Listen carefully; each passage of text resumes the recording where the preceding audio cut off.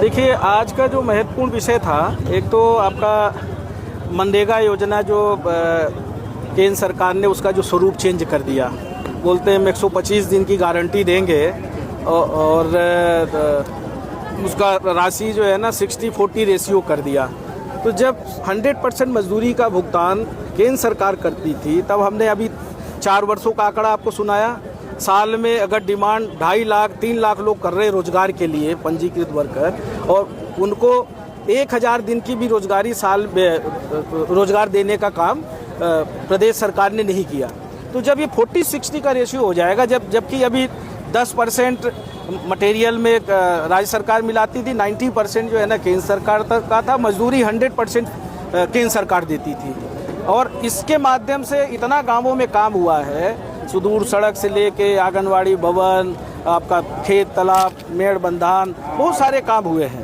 पर जिस तरह से योजना बदलने का काम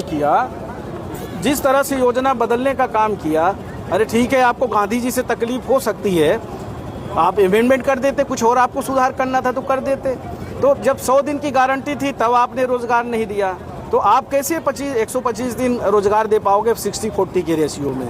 तो ये पूरी तरह से मनरेगा योजना को बर्बाद करने का काम किया, और हम ये कह सकते हैं ये गरीब विरोधी सरकार है। और दूसरा विषय, यहाँ पे किसान बहुत परेशान है, विस्थापन से परेशान है। यहाँ के किसानों को विस्थापन नीति का बिल्कुल फ़ायदा नहीं मिल रहा है। दूसरा, आपका जो बेरोजगार है उनको यहाँ स्थानीय संस्थाओं में रोजगार नहीं मिल रहा है।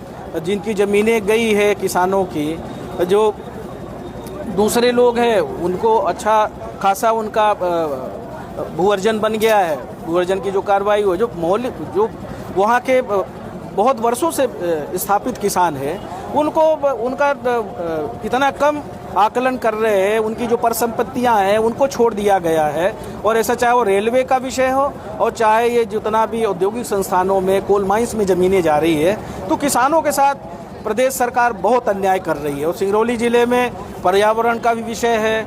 आज सबसे ज़्यादा प्रदूषण सिंगरौली ज़िले में, हम कह सकते हैं कि भारत देश में सबसे ज़्यादा प्रदूषित शहर सिंगरौली है। पर्यावरण की दिशा में कोई काम प्रदेश सरकार नहीं कर रही है। सिंगापुर बनाने की बात कही थी, ये तो हम कहते हैं कि संहारपुर बना दिया।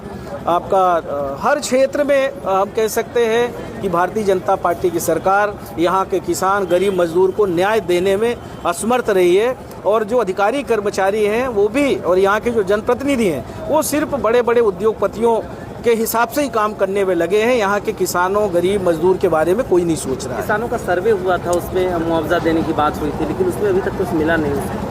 कहाँ, यहाँ तो पेड़ कटवाने में और अडानी को संरक्षण देने में लगे हैं अधिकारी कर्मचारी।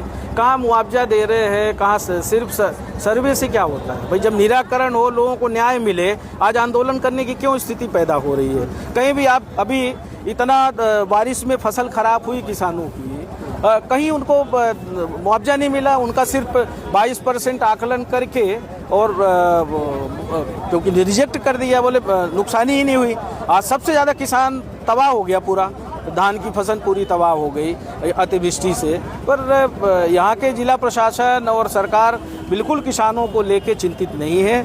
और हमारी तो मांग है कि जिला के जो कलेक्टर है और प्रदेश सरकार यहाँ के किसानों की चिंता करें, इनको न्याय देने का काम करें। सड़कों पर हाईवा चल रहा है, एक्सीडेंट